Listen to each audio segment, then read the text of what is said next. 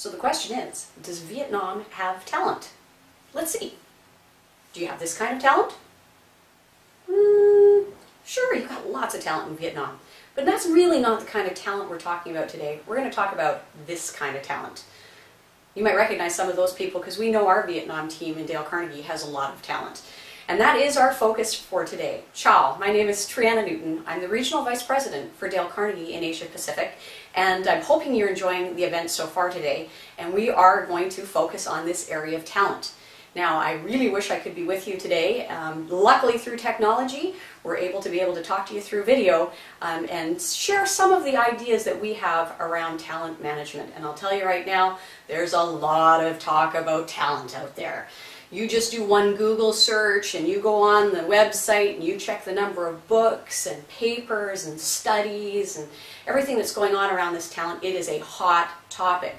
I know over the last few years that I've been working with the Vietnam team in Dale Carnegie, we're seeing this really emerge as a major topic in companies and a major focus. But you know what? I think there's so much talk about this and it's such a popular topic, but there's almost too much talk.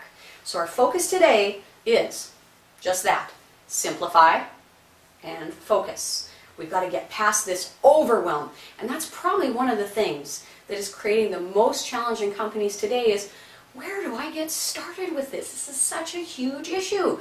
Where do I begin? Or we've been involved in our talent management process for a number of years now, and it just seems endless. There's always something new, and there's new ideas and new trends coming up. What do we do?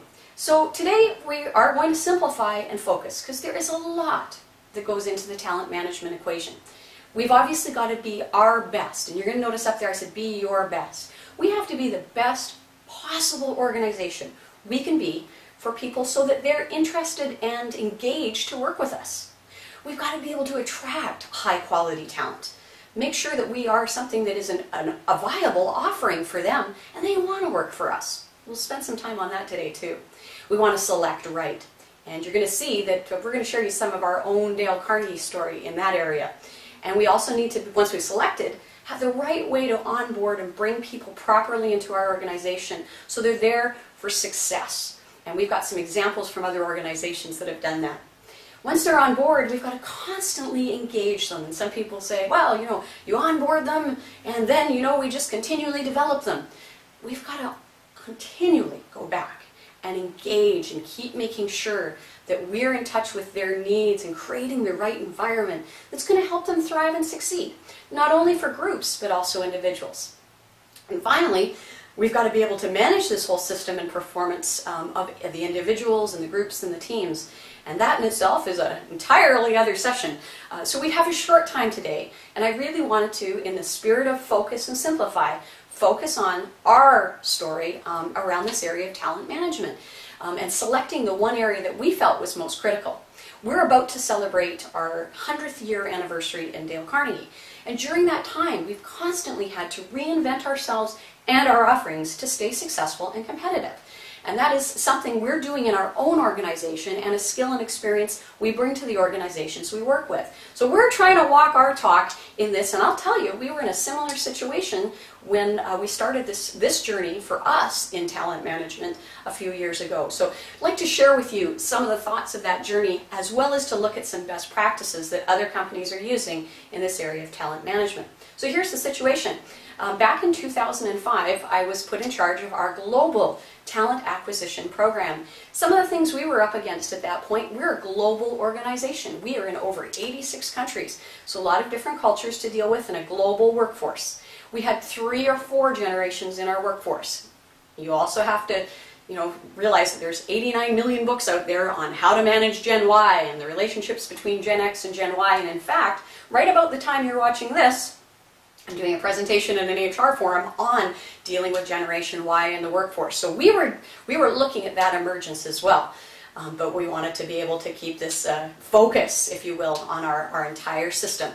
We also were experiencing the talent war. Much as you are in Vietnam, you've seen some huge movement in the ranks of talent, and there's real pressure out there from organizations to find and keep and retain good talent. The retention, obviously, we were experiencing some very high loss numbers as other companies, once somebody had worked with Dale Carnegie, was trying to attract our people away, and we had to find ways to turn that around. And we needed to help people get successful faster. We needed to be able to onboard people more quickly into our organization and ensure that they had a success as well as a performance improvement very quickly in the roles that they were going to take on. After that, how we were going to manage them ongoing so we could make sure that this was the best possible fit for the person and Dale Carnegie. And we know that all of us have to be successful in order for the organization to be successful. And that's been a core tenet for Dale Carnegie, is knowing that people succeed. Companies succeed when the people in the organization drive higher levels of performance and engagement. So I don't have to tell you, there's a number of studies out there to support that. So that was our situation. Maybe some of those things sound similar to what you're facing. What do we do? Where do you start? It's so many things you could do, so many different avenues we could take. What did we want to tackle first? Well, first of all, we put together the right team. We wanted to make sure we had a team of people that were had key stakeholding in this talent management and performance management piece in our operation. So we put together that team. And the next thing we did was we went out and benchmarked. And we spent time with some of the companies. You'll see their logos on there. I'm sure you recognize a few of those. Google, Disney, Microsoft, who are also good clients of ours. We also went to some of our competitors. You'll see a mention of DDI, who is somebody else who plays in some of the spaces that we do as well. We wanted to see what they were doing in this area and be able to benchmark. I didn't necessarily say model, I said benchmark. What are they doing that's achieving success, and how could we incorporate those best practices into our organization? The other thing that the benchmark helped us do was say, okay, where are the challenges for us? When we look at their system and it runs really well, what do we think is the most critical thing we've got to change first? Because we had a big list of things we wanted to change. What did we want to change first? And it's pretty, sometimes you have to spend some time really looking at that. But that's one of the things I'm going to say from a best practices point of view. We share this with our clients as well. You've got to figure out what has to change first. What is your most critical priority? That doesn't mean it's the biggest issue necessarily. It's your most critical priority. The thing that you think needs the most attention in order to kickstart your talent management or enhance the programs that you have already. So that was where we spent our time, and we figured our big issue was in the area of selection. So I want to share some of the things that we did once we had decided that that was the area we wanted to attack. So we said, okay, we're going to simplify and we're going to focus. So we did. All right. So in order to do that, we had to create what I call the Carnegie DNA. And I'm sure you have DNA in your organization. Some of the companies you're going to see and meet in the next little while, you're going to see that they figured out their DNA too. What makes their company unique, and some of the things that are key to the roles in those organizations. But we even boiled that DNA down to a job or role level. So one of the first things we did was we selected the roles that we felt had the highest needs. We had some job areas in our business, in the sales area, in the corporate solutions trainer area, in the marketing area. These roles are very important to our business. We have a lot of those members worldwide, and this could have a huge impact on the operation if we can select the right people. So what we did, we actually did a formal benchmarking process. We used statistical benchmarking, we did focus groups, we did client surveys, and we did a best practices program around our strong producers worldwide. And that helped us create for each role the DNA. What really makes this role work? From there, we were able to develop some critical dimensions around that role so we could find them and know, hey, that's what we're looking for. That's how we're going to know when we find it and when we see it. We also created what we call in Dale Carnegie our position results description. And what a position results description is, we put away the traditional job description, and what we're creating is a document that not only shares responsibilities, but more importantly, shares standards and conditions. How do we know the job's being well done? What conditions exist if the job is well done? And those are the things that we created for each of those critical roles after we had identified the dimensions. Last, we needed to be able to create an assessment tool that helped us really pinpoint those dimensions and critical pieces of our DNA when we were going through the selection process. So we wanted to not only be able to do that in our interviewing and on our onboarding, but we also wanted to make sure we had some assessment tools behind the scenes helping pick out those critical pieces for us. Where did we go from there? Well, our priority in selection as we're creating this DNA, we needed to build a process around it. We had lots of different ways we were selecting people around the world in our recruiting. Well, we wanted to make sure we had a really uniform and consistent approach. So here's what we did. First of all, we looked at how do we attract those people and created a different strategy on how we went out to the web. And you'll notice that in our careers portal that I showed you at the beginning of the presentation. That's our new way to be able to have people come in and get a glimpse of inside Carnegie. If there's time today, I know our team is going to share with you just a few glimpses of the inside Carnegie look on our careers portal that helps candidates understand who we are as a company and explore our culture and our philosophy and the people that they may work with and understand whether this is a really good fit for them. We found that was the first step in helping make sure people were coming to us for the right reasons. We also wanted to make sure we had a proper qualification system in place. So we've actually created within our careers portal, when somebody goes to apply, a qualification system that helps them go through some of the conditions of the job and the role and understand if this is going to be right for them. That helps them say, yes, I'm really excited about pursuing this opportunity, or maybe they're saying, you know what, I can sense this may not be the right fit for me and my skills and talents and abilities, and then we don't have to spend the time for them on the interviewing process unsuccessfully and also for us. So qualification was a big piece that we embedded into our system. We created screening protocols, helped us really identify those core dimensions for our DNA. So when we could see the original CV and the initial applications come in and we standardized applications, we could really quickly see, is there some fit to what we called the absolutes. Each role had absolutes that were non-negotiable, had to be there before we could pursue these candidates. The interviewing systems were all based around the dimensions, and I'm sure many of you are familiar with behavioral interviewing and experiential interviewing, all of those type of things. One of the focuses we put heavy emphasis on was scenario-based questioning or interviewing. In the series of 3 interviews that we go through with high probability candidates, scenarios put them in situations that they will commonly face in the role that they're about to take, in the future, not the past, but in the future.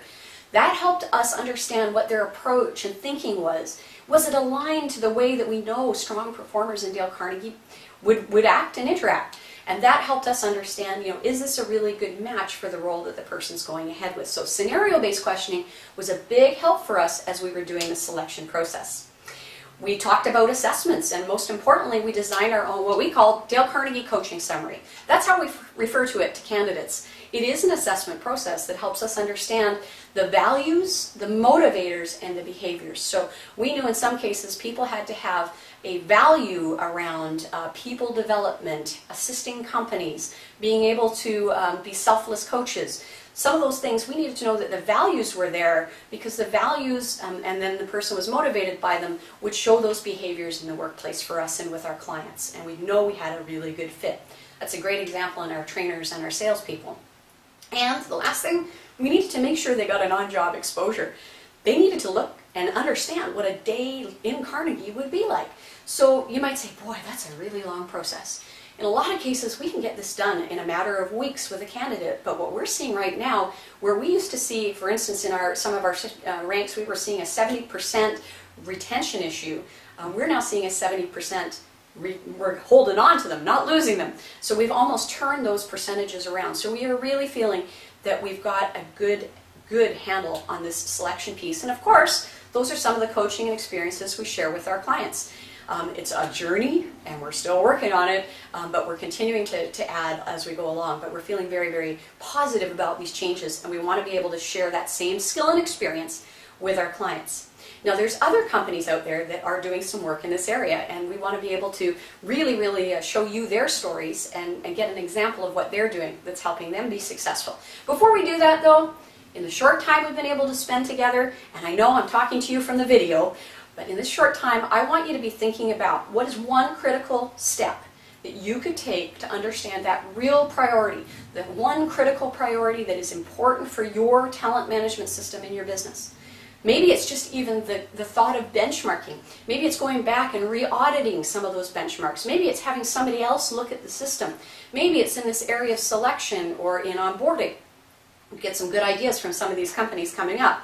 I'd encourage you to figure one critical area, and that is simplify and focus. Now, if you know your priority and you're already working on it, what's one critical step maybe that we've talked about today, or you're going to hear from some of these other organizations, one thing that may help you enhance or even improve the process that you're working on right now so you can even be more successful and have an even more robust talent management system in your organization. Thinking about it? Give you a moment to put that in mind. Great. One of the challenges we have in a session like this, we have no control over what you execute afterwards, but we do know in our client work, one of the major things facing organizations is just getting things done.